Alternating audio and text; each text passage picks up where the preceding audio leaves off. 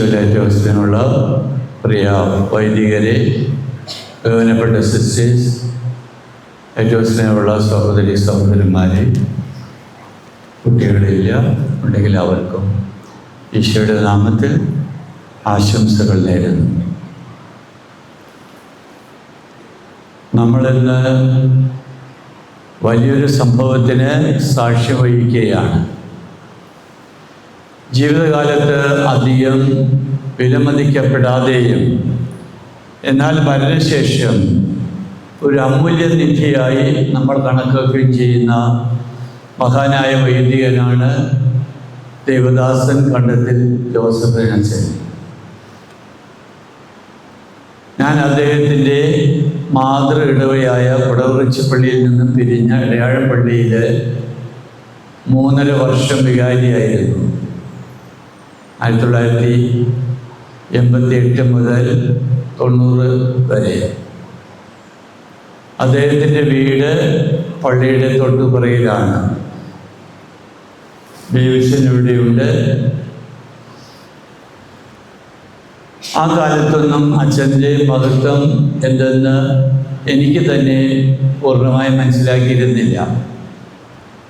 ഒരിക്കൽ പോലും അച്ഛൻ അവിടെ ഞാൻ ഇരുന്ന സമയത്തോ എനിക്ക് മുമ്പ് വൈദികരായിരുന്നവരുടെ കാലത്തോ സ്വന്തം വീട്ടിൽ വന്നിട്ടില്ല,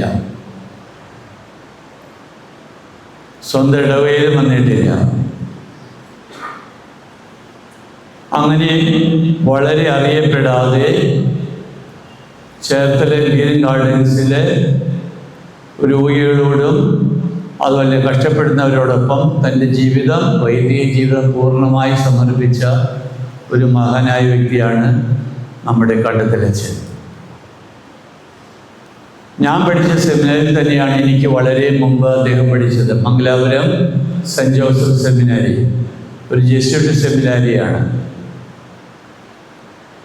അദ്ദേഹം അവിടെ പഠിച്ചിരുന്ന കാലത്ത് തൊട്ടടുത്ത് കങ്കനടിയിലുള്ള കങ്കനടി ജപ്പു ഏതാണ്ട് ഒരു 5 മിനിറ്റ് നടക്കാനുള്ള അകലമേ ഉള്ളൂ. അദ്ദേഹം വൈദ്യ വിദ്യാർത്ഥിയായിരുന്നപ്പോൾ നിരന്തരം അവിടെ പോവുകയും ആശുപത്രിയിലെ രോഗികളെ സന്ദർശിക്കുകയും ഒപ്പം അവിടെ ഉണ്ടായിരുന്ന ഹോമിയോ ആശുപത്രി, അതിൻ്റെ പിറകിലുണ്ടായിരുന്ന കുഷ്ഠരോഗ ആശുപത്രി, അവിടെ എല്ലാ രോഗികളെയും സന്ദർശിച്ച് പ്രദേശത്ത് അവിടെ ചെയ്യുന്ന സേവനത്തിൽ വളരെ താല്പര്യം കാണിച്ചു. കാരണം ജപ്പു സെമിനാരിയിലെ പ്രദേശത്ത് ഈ കങ്കനാടിയിലുള്ള ഫാദർ മർട്ടിൻസ് ഹോസ്പിറ്റലിലെ രോഗികളെ സന്ദർശിക്കുകയും ചെറിയ ശുശ്രൂഷകളെല്ലാം അക്കാലത്തും ചെയ്തിരുന്നു. എൻ്റെ സമയത്തുണ്ടായിരുന്നു. നമ്മളൊക്കെ അത് സാധാരണമായ ഒരു സെമിനാരി പരിശീലനമായി കണക്കാക്കിയപ്പോൾ കണ്ടത്തിലച്ഛൻ അത് വലിയ ഒരു ദൈവിക കൃപയുടെ, ദൈവസ്നേഹത്തിൻ്റെ ഒരു വലിയ സേവന രംഗമായി കാണുകയും തൻ്റെ പൗരോഹിത്യ സ്വീകരണത്തിന് ശേഷം ചേർത്തലപ്പള്ളിയിൽ ആദ്യമായിട്ട് അസിസ്റ്റന്റ് വികാരിയായി വന്നതിന് ശേഷം ഇവിടെ ആനത്തറവെളി എന്ന് പറയുന്ന ഈ മരുഭൂമിയിൽ തൻ്റെ ശുശ്രൂഷകമായി തിരഞ്ഞെടുക്കുകയും ചെയ്തു. അദ്ദേഹത്തിന് തീർച്ചയായും ഒരു ജെസ്യൂട്ട് പാരമ്പര്യം ലഭിച്ചിട്ടുണ്ട്. കാരണം അതിനു മുമ്പ് ഫാദർ ഡാമിയൻ മൊളോക്കയിൽ, ഫ്രാൻസിൻ്റെ തെക്കുവശത്തോട് ചേർന്ന രാജ്യമാണ് മൊളോക്കയിൽ, കുഷ്ഠരോഗികൾക്കായിട്ട് തൻ്റെ ജീവിതം സമർപ്പിക്കുകയും അവസാനം അദ്ദേഹം തന്നെ കുഷ്ഠരോഗിയായി മരിക്കുകയും ചെയ്യുന്ന വളരെ ത്യാഗോജ്വലമായ ജീവിതം ജെസ്യൂട്ട് വൈദികരിൽ നിന്നും അന്നത്തെ ജെസ്യൂട്ട് പുസ്തകങ്ങളിൽ നിന്നും അദ്ദേഹം മനസ്സിലാക്കിയിട്ടുണ്ട്. ആ ചൈതന്യം അദ്ദേഹത്തിൻ്റെ ഹൃദയത്തെ സ്പർശിച്ചിട്ടുണ്ട്. അങ്ങനെയാണ് വൈദികനായ ശേഷവും അദ്ദേഹം മംഗലാപുരത്ത് പോയി കുഷ്ഠരോഗികളെ ശുശ്രൂഷിക്കുന്ന കാര്യങ്ങൾ ആ ജെസ്യൂട്ട് പാരമ്പര്യത്തിൽ നിന്ന് പഠിച്ചെടുത്തത്. ഫാദർ ഡാമിയൻ മൊളോക്കോയിൽ കുഷ്ഠരോഗികളെ ശുശ്രൂഷിച്ച് അദ്ദേഹം കുഷ്ഠരോഗിയായി മരിച്ചപ്പോൾ സ്വന്തം ജെസ്യൂട്ട് സഹോദരന്മാരും സുഹൃത്തുക്കളും അദ്ദേഹത്തെ സംശയദൃഷ്ടിയോടെ വീക്ഷിച്ചു. അതായിരുന്നു അദ്ദേഹത്തിനുള്ള ഏറ്റവും വലിയ ആത്മനൊമ്പരം എന്ന് അദ്ദേഹത്തിൻ്റെ ജീവചരിത്രത്തിൽ ഞാൻ വായിച്ചിട്ടുണ്ട്. അവർ പറഞ്ഞു, അദ്ദേഹം കുഷ്ഠരോഗികളോടൊപ്പം എന്തോ വലിയ പാവങ്ങളെല്ലാം ചെയ്തതിൻ്റെ ഫലമായിട്ടാണ് ബ്രാഹ്മീനച്ഛന് കുഷ്ഠരോഗം പകർന്നത് എന്നുള്ള വലിയ ഒരു ആരോപണം അദ്ദേഹം നേരിടേണ്ടതായിട്ട് വന്നു. അന്നത്തെ ജെഷ്യൂട്ട് പ്രൊവിൻഷ്യൽ അതിനെപ്പറ്റി അന്വേഷിക്കാൻ ഒരു പ്രത്യേക കമ്മീഷൻ നിയമിച്ചു. ആരോപണങ്ങൾ വെറും ദുരാരോപണങ്ങളാണെന്ന് തെളിയുകയും അദ്ദേഹം കൂടുതൽ ശോഭയോടെ അദ്ദേഹത്തിൻ്റെ ആ ശുശ്രൂഷയിൽ പ്രശോഭിക്കുകയും ചെയ്തു. അപ്പോൾ നന്മ ചെയ്യുന്നവർക്ക് ഇപ്രകാരം ആക്ഷേപങ്ങളും അപവാദങ്ങളും എല്ലാ കാലത്തും എല്ലാ സ്ഥലത്തുമുണ്ട്. കണ്ടത്തിലച്ഛനെ പറ്റി അങ്ങനെ ഒരു അപവാദം കേട്ടിട്ടില്ലെങ്കിലും നമ്മൾ ആരും തന്നെ അതിരൂപതയിലെ വൈദികരോ അതിരൂപതയിലെ വേണ്ടപ്പെട്ടവരോ അദ്ദേഹത്തെ ജീവിതകാലത്ത് വേണ്ടത്ര പരിഗണിച്ചു എന്ന് ഈ അതിരൂപത വൈദികനായി എനിക്ക് തോന്നുന്നില്ല. ഞങ്ങൾക്കൊന്നും അറിയാൻ പാടില്ലായിരുന്നു. ഒരു കണ്ടത്തിലച്ഛനുണ്ട്, അദ്ദേഹം മോൺസിഞ്ഞൂറാണ് എന്നറിയാം, പറഞ്ഞു കേട്ടിട്ടുണ്ട്. അതിരൂപതയിലെ ഒരു ആഘോഷങ്ങളിലും അദ്ദേഹം വരാറില്ല. അതുപോലെ വൈദികരുടെ ഒരു കൂട്ടായ്മയിലും അദ്ദേഹം എത്താറില്ല. പിന്നീട് മനസ്സിലായി അദ്ദേഹം രോഗിയായിരുന്നു, അദ്ദേഹത്തിന് യാത്ര ചെയ്യാൻ സാധിക്കുകയില്ല. ആഗ്രഹമില്ലാഞ്ഞിട്ടില്ല, തൻ്റെ ജീവിതം മുഴുവൻ ഈ മരുഭൂമിയാകുന്ന ഈ വെളിയിൽ ഇവിടുത്തെ കുഷ്ഠരോഗികൾക്കും പാവപ്പെട്ട രോഗികൾക്കുമായി ചെലവഴിച്ചു എന്നുള്ളതാണ് അദ്ദേഹത്തിൻ്റെ ജീവിതത്തിൻ്റെ ചുരുക്കം. മരിച്ച ശേഷമാണ്, അദ്ദേഹം ദൈവദാസനായ ശേഷമാണ് പലരും അദ്ദേഹത്തെ പറ്റി അറിയുന്നത്. അതിൽ വൈദികനായി ഞാൻ തന്നെ കാര്യമായിട്ട് അറിയുന്നത് ഇവിടെ വന്ന ശേഷമാണ്, മരുത്തോറത്ത് വട്ടത്ത് വന്ന ശേഷമാണ്. അതിന് ഇങ്ങനെ ഒരു അച്ഛനുണ്ടെന്നറിയാം, അതുമാത്രമേ ഞങ്ങൾക്കൊക്കെ അറിവുണ്ടായിരുന്നുള്ളൂ. പ്രിയപ്പെട്ടവരെ, നമുക്ക് അദ്ദേഹത്തിൻ്റെ ചരമവാർഷികം ആഘോഷിക്കുമ്പോൾ കൂടുതൽ സമയം എനിക്ക് സംസാരിക്കാനില്ല, വളരെ ചുരുക്കി പറയുകയാണ്. അദ്ദേഹം നല്ല നിലത്ത് വീണ വിത്താണ്.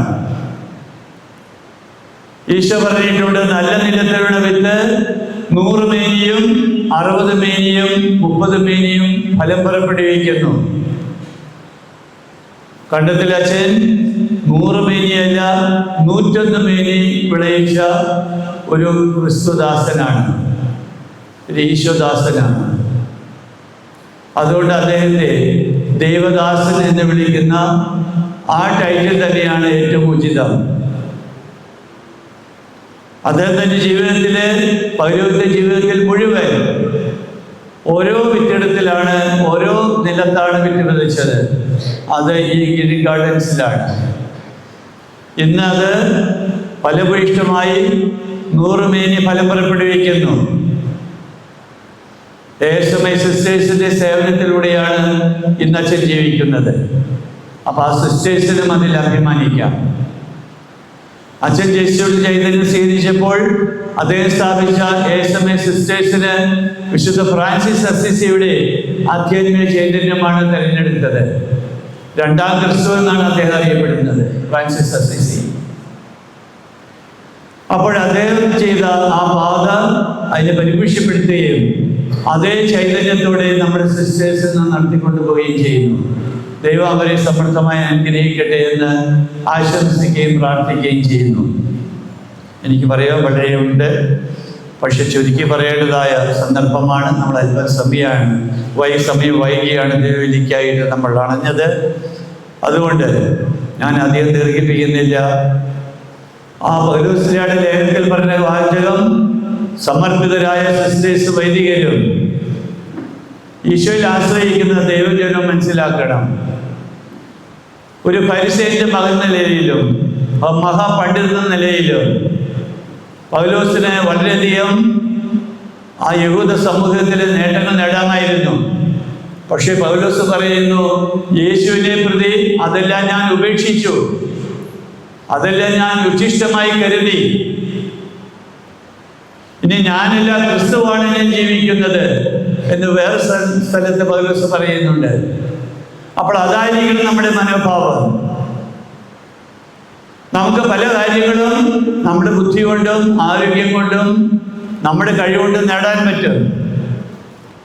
പക്ഷെ പൗലോസ് ചെയ്തതുപോലെ അതെല്ലാം ഉച്ഛിഷ്ടമാണെന്ന് കരുതി എല്ലാം ക്രിസ്തുവിന് വേണ്ടി സമർപ്പിക്കുക എന്നുള്ളത് വലിയ വെല്ലുവിളിയാണ്. വളരെ അപൂർവം ആളുകൾ മാത്രമേ അതിൽ 100% വിജയിക്കാറുള്ളൂ. ദേവദാസനായ കണ്ടത്തിലച്ഛൻ അങ്ങനെ ഒരാളാണ്. അദ്ദേഹത്തെ പോലെ ആകുക എന്നുള്ളത് നമ്മെ പോലെയുള്ള സാധാരണക്കാരായ ആളുകൾക്ക് അത്ര എളുപ്പമല്ല. നമ്മൾ അവിടെ എത്തുമെന്ന് ഞാൻ തോന്നുന്നില്ല.